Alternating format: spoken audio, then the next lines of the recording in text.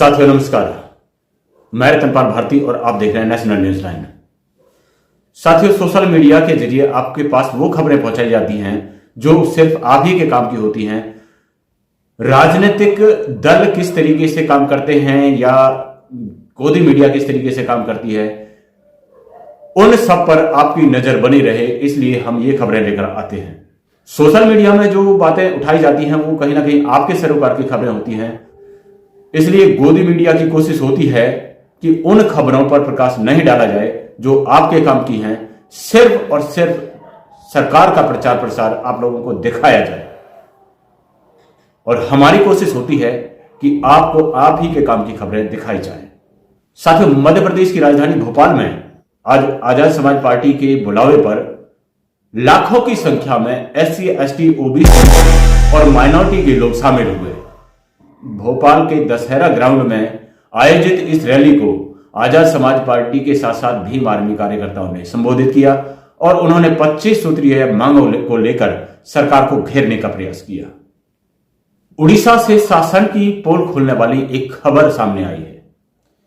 इसमें उड़ीसा के एक युवक जो अपने गांव से 100 किलोमीटर दूर अपनी पत्नी का इलाज करवाने के लिए ले गए थे, लेकिन इलाज के दौरान उनकी पत्नी की मृत्यु हो गई और जब वो अपने घर ले जाने के लिए उसे निकले तो उसे ना तो कोई एम्बुलेंस मिली और ना ही किसी वाहन ने सहारा दिया।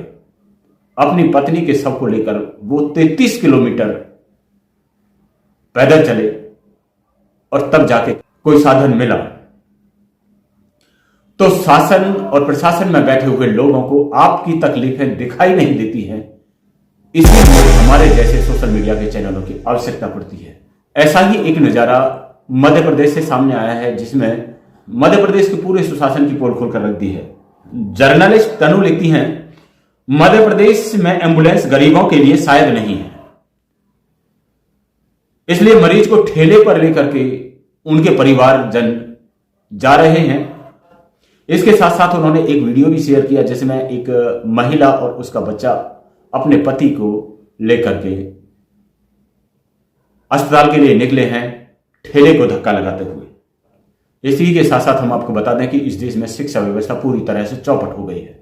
अगर बात करें दुनिया भर के 100 टॉप शिक्षण संस्थानों की, तो उनमें कहीं भी भारत का एक भी शिक्षण संस्थान नहीं टिकता है और हम बात करते हैं अपने आप को विश्व गुरु साबित करने की।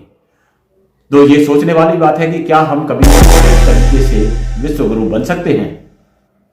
इसके साथ साथ उत्तराखंड से एक खबर आई है कि उत्तराखंड के मुख्यमंत्री ने ऐलान किया है कि शिक्षा पर नकेल कसने के लिए वो सख्त कदम उठाने वाले हैं और इसके लिए वो उम्र कैद की सजा का प्रावधान लाने वाले हैं।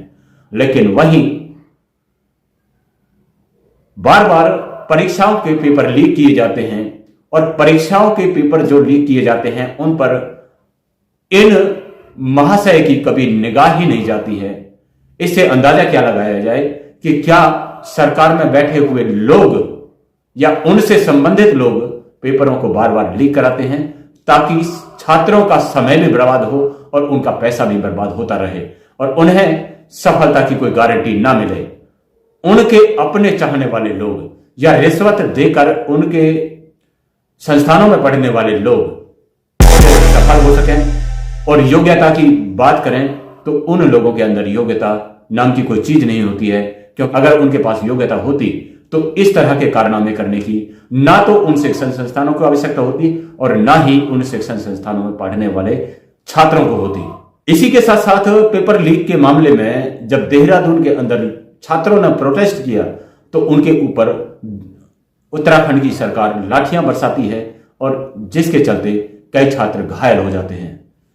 अगली खबर के लिए हम आपको ले चलते हैं दिलीप मंडल साहब के उस ट्वीट की तरफ जिसमें वो कहते हैं, सुप्रीम कोर्ट में 34 जज में से कोई ठाकुर नहीं है।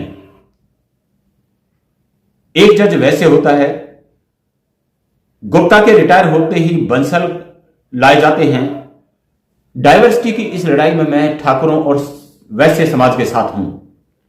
क्योंकि ठाकुर जज नहीं बन सकते, सुप्रीम कोर्ट के महंगे 200 वकील, सुप्रीम कोर्ट के अगर 200 महंगे वकीलों की बात करें तो उनमें एक भी ठाकुर समाज का नहीं है।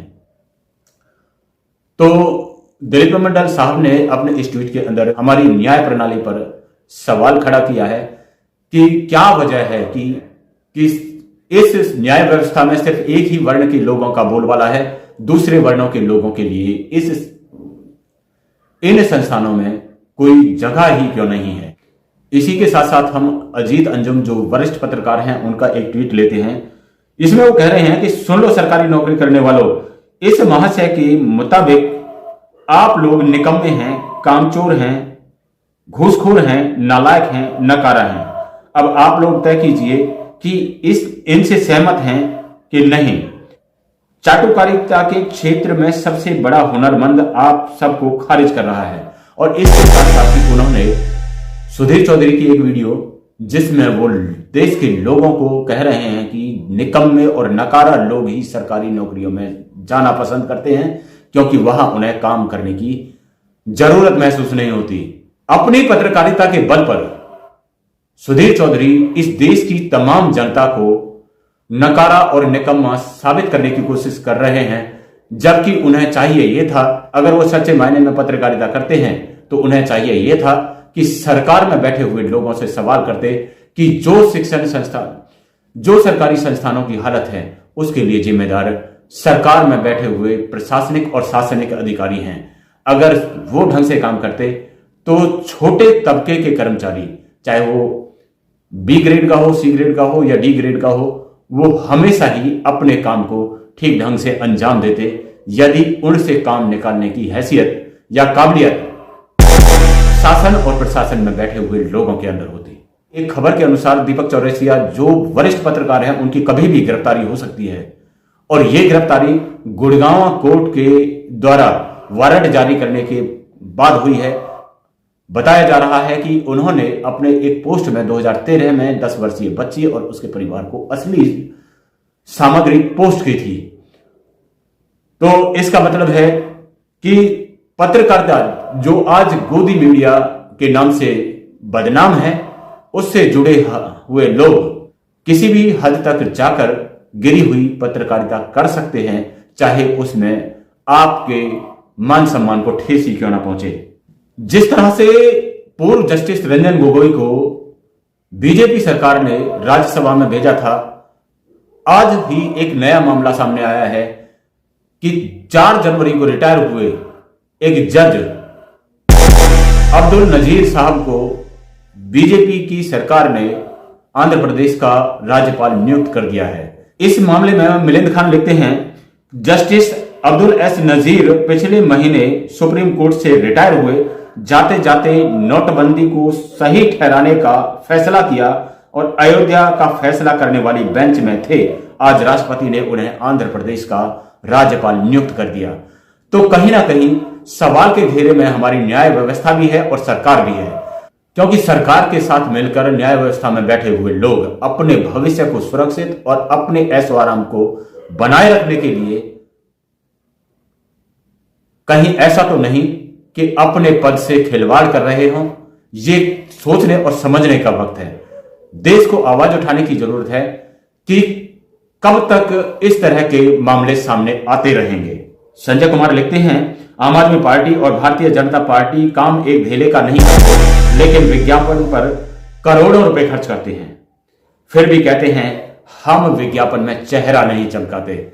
तो पार्टियां चाहे कोई सी भी हो, सरकार किसी भी पार्टी की हो, सवाल सभी से किया जा रहा है कि प्रचार प्रसार पर अगर आप काम करते हैं तो उससे पहले आपको जरूरत है कि देश की जनता के लिए काम करें। आपको मीडिया में अपना प्रचार प्रसार करने की आवश्यकता नहीं पड़ेगी। इसी के साथ साथ हम आपका ध्यान बीबीसी की एक पोस्ट पर खींचना चाहते हैं जो सोशल मीडिया पर घूम रही है। इसमें अडानी के मामले में वित्त मंत्री निर्मला सीतारमण कहती हैं, अनुभवी हैं भारत के रेगुलेटर्स। यानी कि रेगुलेटर्स का मतलब होता है संचालनकर्ता जो पूरे सिस्टम को अपने हाथ में रखते हैं। तो क्या यह समझा जाए कि अडानी के बारे में उन्होंने यह कहा है या किसी और के संबंध में यह कहा है? रेगुलेटर्स का मतलब होता है किसी भी व्यवस्था को पूरी तरह से अपने वश में करके रेगुलेट करना। तो काफी सोचने विचारने का मामला है। आप हमारी इन खबरों के बारे में क्या सोचते हैं, इस पर प्रतिक्रिया देने के लिए कमेंट बॉक्स में जरूर अपनी प्रतिक्रिया लिखें। इसके साथ साथ अगर आप इस चैनल पर नए हैं तो इसे सब्सक्राइब जरूर करें और वीडियो को लाइक और शेयर करें ताकि सभी लोगों तक उनके मुद्दे पहुंच सके और हमारी मेहनत सफल हो सके। नमस्कार।